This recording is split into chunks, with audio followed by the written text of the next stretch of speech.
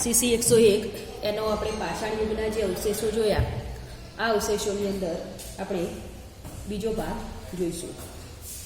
તો ગુફા ચિત્રોની અંદર આપણે ચર્ચા કરી કે એ સમયની અંદર પહાડોની ગુફાઓની દિવાલો અને છત ઉપર દોરાયેલા ચિત્રોની સંખ્યા હજારોમાં છે અને આ ચિત્રોનો સમય લગભગ 1 લાખ વર્ષ પૂર્વેનો મૂકવામાં આવેલો છે. આ ગુફાઓમાંથી 5000થી પણ વધારે વસ્તુઓ આપણને મળી છે અને 1500થી વધુ ઓજારો પણ મળી આવ્યા છે. આગળ પોઈન્ટ છે પાષાણ યુગની અંદર ગુફાઓ પછીનો પોઈન્ટ છે જીવાશ્મો. કુર્નલ જિલ્લાની ગુફાઓમાંથી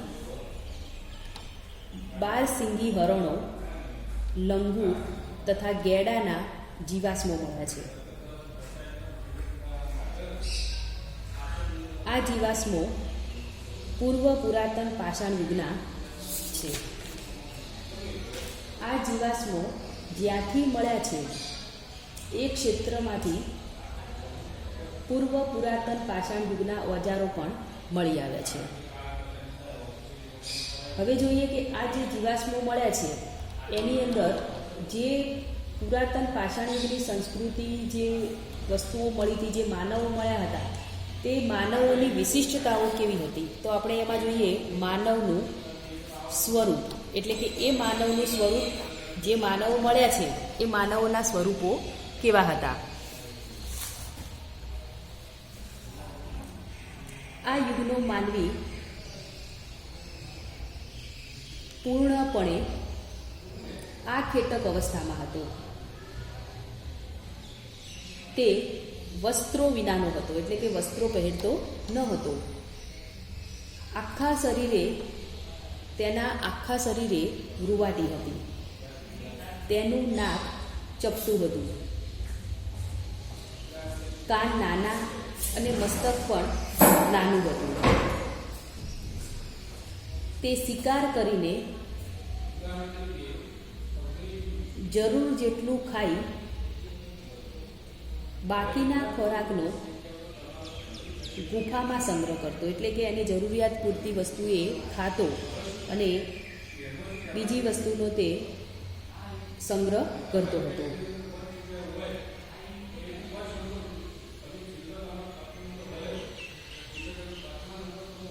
તે સમયે પૃથ્વી અતિશય ઠંડી અને અતિવૃષ્ટિ હતા. તેથી તેને અનુરૂપ જીવન અને દિનચર્યા ગોઠવવી પડતી. તેનું જીવન સ્થાયી ન હતું, એટલે કે તેનું જે જીવન હતું એ જીવન એનું સ્થાયી ન હતું. અતિવૃષ્ટિ એટલે કે વધારે પડતો જો વરસાદ અને વધારે પડતી અતિશય ઠંડી પડે તો તેનું જે જીવન, જે સામાન્ય જીવન જીવતો હતો એનામાં પણ એને ફેરફાર કરવો પડતો હતો. એટલે કે તેનું જે જીવન હતું એ એક જ જગ્યાએ સ્થાયી હોય એવી રીતે સ્થાયી ન હતું. પુરાતન પાષાણ યુગના ઉત્તર ભાગમાં ટટ્ટાર ઊભો રહી શકે અને ઝડપથી ચાલી શકે તેવો લગભગ આધુનિક ઢબના માનવી હોમોસેપિયન્સ તરીકે ઓળખાયો હતો. આ સમયની અંદર એક જે માનવ મળ્યો હતો એ માનવ ટટ્ટાર ઊભો રહી શકે અને ઝડપથી ચાલી શકે એવો જે આધુનિક યુગની અંદર જે માનવ કહીએ તો એ હોમોસેપિયન્સ હતો, જે આદિ માનવ તરીકે ઓળખાયો. આ આદિ માનવને માનવ જાતિના ઇતિહાસમાં એસ્ટ્રોલોપિથેક્સ નામે ઓળખવામાં આવે છે. આ આદિ માનવ મધ્ય આફ્રિકામાંથી મળી આવેલ છે. એટલે કે જે એસ્ટ્રોપોથિક્સ નામનો જે માનવ હતો, આદિ માનવ, એ મધ્ય આફ્રિકામાંથી મળી આવેલો છે. આ એસ્ટ્રોલોપિક્સ જે એક ઉપજાતિ એ સૌ પ્રથમ જે પાષાણમાંથી ઓજારો બનાવ્યા હતા તે જાતિ જિન્જાથ્રોપસના નામે ઓળખાતી હતી. ડાર્વિનના ઉત્ક્રાંતિવાદના સિદ્ધાંતમાં પ્રાઇમેટ પ્રકારના સ્તન ધરાવતા જીવોની જાતિ અર્થાત વાનર, લંગૂર વગેરે પહેલાં પૃથ્વી ઉપર અવતર્યા હતા. તેમાંથી કાળક્રમે પૂંછડી ઘસાઈ જતા જે વાનર જન્મ્યો તે હોમોડિનસ તરીકે ઓળખાયો. તે 2 પગ ઉપર ચાલનારો પણ બન્યો. આમ આ માનવ ઝિન્ઝાન્થ્રોપસ તરીકે પણ ઓળખાયો. તે પથ્થરમાંથી ઓજારો બનાવવાનું કૌશલ્ય ધરાવતો થયો. આ ઉપરાંત વાનર માનવનો વધુ વિકાસ થતાં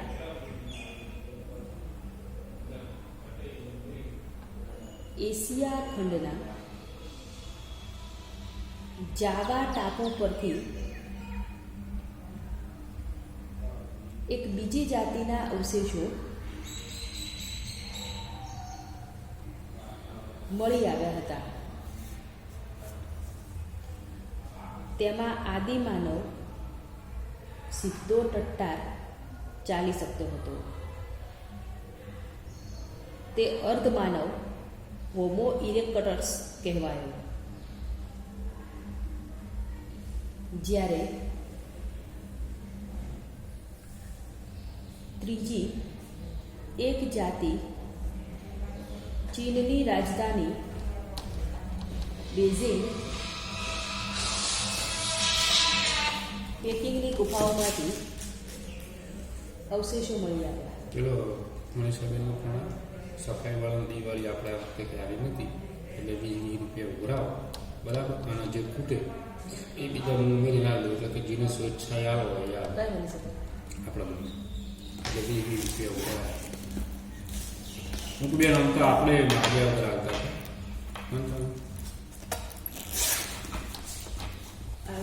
આ લોકો થોડું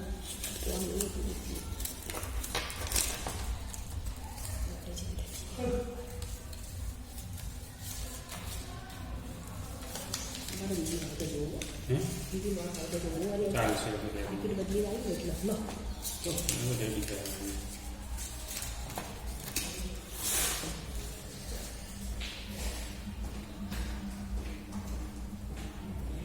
આ આદિમાનવ અગ્નિથી પરિચિત હતો. આદિમાનવ સિનાસ્ક્રોસ તરીકે ઓળખાયો. આ આદિમાનવ અગ્નિથી પરિચિત હતો તથા તેનો ઉપયોગ પણ તે કરી જાણતો હતો.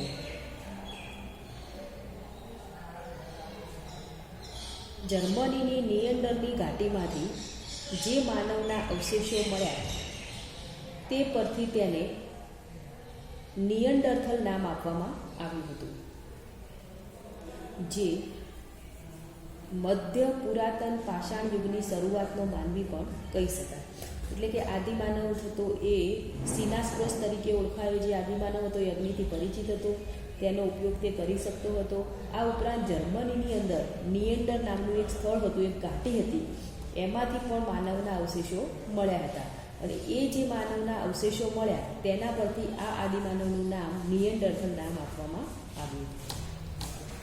1,60,000 વર્ષ પહેલાં ચોથા હિમયુગમાં આ આદિમાનવ અસ્તિત્વમાં આવ્યો. આજથી 40,000 વર્ષ પૂર્વે આધુનિક માનવ જેવો માનવ જોવા મળેલો. તે હોમોસેપિયન્સ હતો. એ પછી પણ અનેક ઉપજાતિઓ પણ અસ્તિત્વમાં આવી હતી, જેમાં ક્રોમેગ્નન માનવ, ગ્રીમાલ્ડી માનવ અને ચાન્સ લેડ માનવ વગેરે નામોથી ઓળખાયા હતા.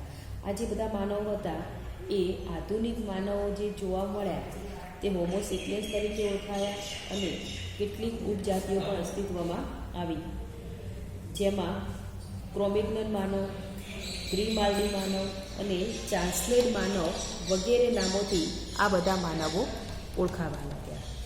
તો આજના લેક્ચરની અંદર આપણે પૂર્વ પાષાણ યુગની જે સંસ્કૃતિ જોઈ, આ સંસ્કૃતિઓની અંદર અલગ અલગ સંસ્કૃતિની વિશિષ્ટતાઓ જોવા મળી.